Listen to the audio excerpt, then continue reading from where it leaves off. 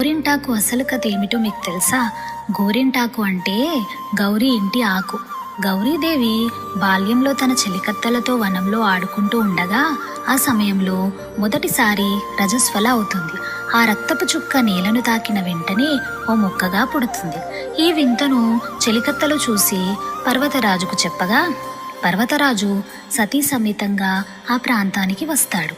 అంతలోనే ఆ చెట్టు పెద్దదయ్యి, గౌరీ రుద్రాంశతో జన్మించిన నా వల్ల ఈ లోకానికి ఏదైనా ఉపయోగం కలదు అని పర్వతరాజుని అడుగుతుంది.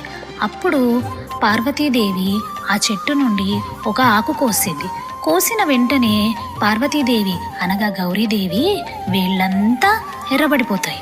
అయ్యో, నా బిడ్డ వేళ్ళు కందిపోయాయే అని అనగానే గౌరీదేవి నాకు ఏ విధమైన బాధ కలగలేదు, పైగా చాలా అలంకారంగా అనిపిస్తుంది అంటుంది. పర్వతరాజు ఇకపై స్త్రీ